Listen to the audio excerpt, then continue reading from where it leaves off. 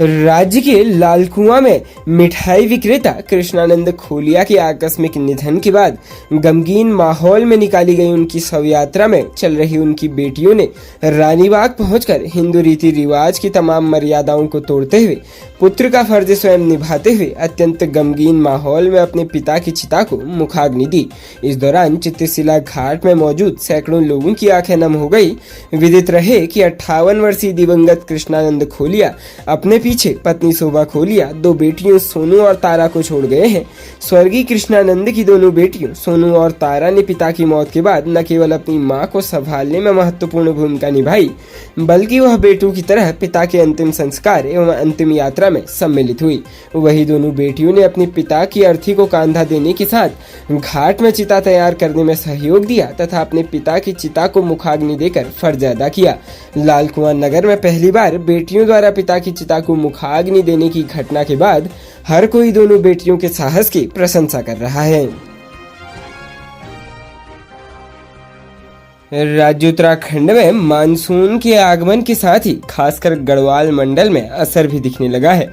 कई राजमार्गों सहित 46 सड़कें बंद हो गई है।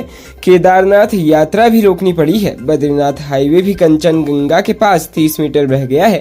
अलबत्ता वहां वैकल्पिक मार्ग खोल दिया गया है। इस दौरान पुरौला के कंडियाल गांव में खेत में धान की रोपाई में लगे 4 लोगों पर आकाशीय बिजली गिर गई। इनमें से एक 20 वर्षीय अभिषेक की अस्पताल ले जाते हुए मौत हो गई। वहीं एक अन्य घटना में सोमवार को रुद्रप्रयाग जनपद के सोनप्रयाग में मलबे की चपेट में आने से एक वाहन चालक की दुखद जान चली गई। पुलिस से प्राप्त जानकारी के अनुसार यह घटना सोनप्रयाग से आगे केदारनाथ मार्ग पर सटल पुल के पास हुई। यह वाहन संख्या UK 13 TA 0508 सड़क के किनारे खड़ा था और वाहन चालक के अंदर चालक बैठा हुआ था। तभी अचानक पहाड़ी से वाहन पर मलबा गिर गया। इससे वाहन बुरी तरह क्षतिग्रस्त हो गया। वो वाहन चालक के भीतर बुरी तरह से कुचल गया। इससे उसकी मौके पर ही जान चली गई। पुलिस से घटना की सूचना मिलने पर SDRF की सोनप्रयाग पोस्ट से उप निरीक्षक देवेंद्र सिंह अपनी टीम के साथ मौके पर पहुंचे। उन्होंने क्षतिग्रस्त वाहन में चालक के शव को बाहर निकाला व जिला पुलिस को सुपुर्द किया। पुलिस ने शव को कब्जे में लेकर उसे पोस्टमार्टम गृह भेज दिया। मृतक की पहचान 47 वर्षीय अनिल निवासी बड़े जिला रुद्रप्रयाग के रूप में हुई। घटना से मृतक के परिवार में कोहराम मच गया है। राज्य उत्तराखंड के रुद्रपुर में 4 युवकों द्वारा एक मंदिर के पुजारी को तमंचा और चाकू की नोक पर डरा धमकाकर कुकर्म करने का मामला प्रकाश में आया है। पुजारी का आरोप है कि आरोपियों ने वीडियो बनाकर उन्हें जान से मारने की धमकी भी दी। पुजारी की तहरीर पर पुलिस ने आरोपियों के खिलाफ मुकदमा दर्ज कर लिया है। पुलिस मामले की छानबीन में जुट गई है। मामला पुलभट्टा क्षेत्र का है। यहाँ एक पुजारी ने पुलिस को तहरीर सौंपी है। आरोप है कि 5 मई की रात को पड़ोस में रहने वाले अजय, मुकेश और 2 किशोर मंदिर में घुस आए और तमंचा और चाकू को डराया धमकाया। इसके बाद आरोपी पुजारी को मंदिर के नजदीक बने एक कमरे में ले गए जहां उनसे कुकर्म किया गया। आरोपी यह भी है कि आरोपियों ने इस पूरे कुकृत्य का वीडियो भी बना लिया। साथ ही मामले की जानकारी किसी को भी देने पर जान से मारने की धमकी दी गई है। पीड़ित पुजारी का कहना है कि इस घटना के बाद से उनका स्वास्थ्य बिगड़ गया है, जिसके चलते वह पुलिस को पहले सूचित नहीं कर पाए। इधर अब पुलिस ने तहरीर के आधार पर मुकदमा दर्ज कर लिया है। पुलिस का कहना है कि मामले की गहनता से छानबीन की जा रही है। प्रदेश के मुख्यमंत्री पुष्कर सिंह धामी ने सोमवार को मुख्यमंत्री आवास में उत्तराखंड के लोकतंत्र सेनानियों को सम्मानित किया। इस अवसर पर मुख्यमंत्री ने कहा कि लोकतंत्र सेनानियों के आश्रितों को भी सम्मान निधि दी जाएगी। इसके लिए शासनादेश जारी किया जा चुका है। लोकतंत्र सेनानियों का मानदेय 16,000 से बढ़ाकर 20,000 रुपए किया गया है। उन्होंने कहा कि आपातकाल के दौरान उत्तराखंड के लोकतंत्र सेनानियों के योगदान की सभी को जानकारी हो सके, इसके लिए व्यवस्था बनाई जाएगी। मुख्यमंत्री ने कहा कि लोकतंत्र सेनानियों द्वारा जो भी मांग पत्र दिया है उन पर पूरी गंभीरता से कार्य किए जाएंगे।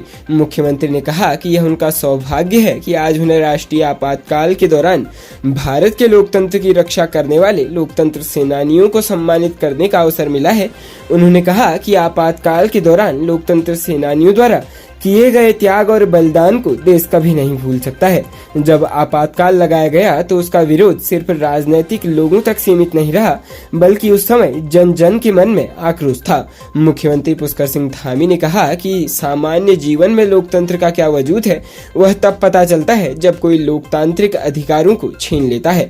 आपातकाल में देश के सभी लोगों को लगने लगा था कि उनका सब कुछ छीन लिया गया है।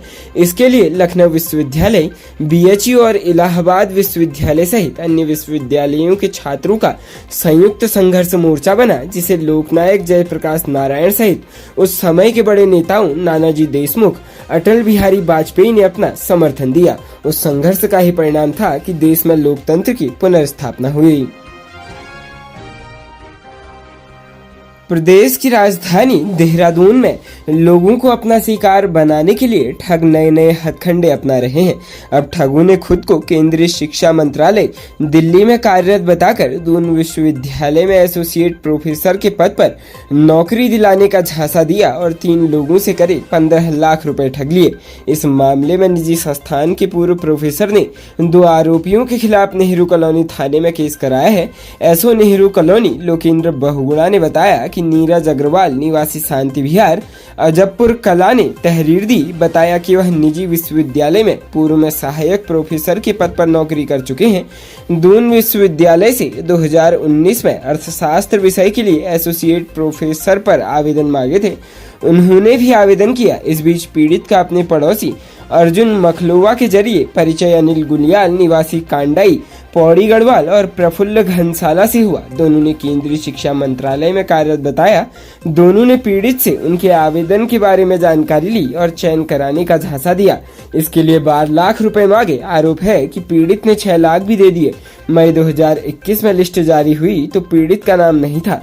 दोनों से संपर्क करने पर वह फिर से पद नोटिफाई होने और भर्ती कराने का झांसा देते रहे। बाद में पीड़ित को पता लगा दोनों आरोपी जालसाजी करते हैं। वह इस तरह कई लोगों को ठग चुके हैं। पीड़ित ने पुलिस को बताया कि आरोपी ने शिवपुर कोटद्वार निवासी बीरबाला नेगी से भी लगभग 4 लाख रुपए और अंतरिक्ष निवासी शिवपुर कोटद्वार से 5.5 लाख रुपए लिए हैं। आरोप है कि प्रफुल्ल घनसाला शिक्षा मंत्रालय दिल्ली में नौकरी करता है, जबकि दूसरा आरोपी उसकी सह पर इस तरह का काम करता है। पुलिस ने केस दर्ज कर जांच शुरू कर दी है।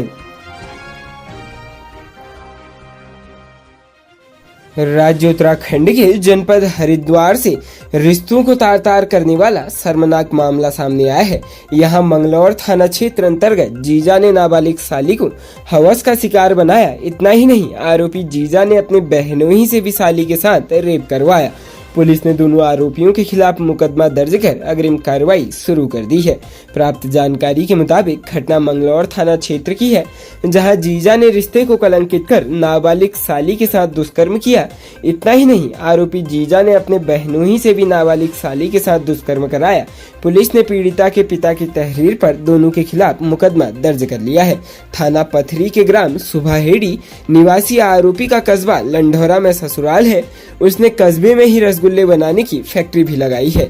आरोप है कि आरोपी ने बहला फुसलाकर अपनी नाबालिग साली के साथ दुष्कर्म किया, जिसके बाद उसने अपने बहनोई निवासी ग्राम भारापुर भूरी बहादुराबाद से भी नाबालिग साली के साथ दुष्कर्म कराया।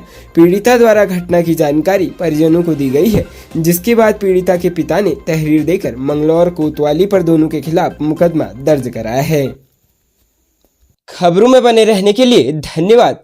खबरों से प्रकाशित रहने के लिए कुमाऊनी कुटुंब को सब्सक्राइब करना न भूलें तथा खबरों को शेयर कर सहयोग प्रदान अवश्य करें।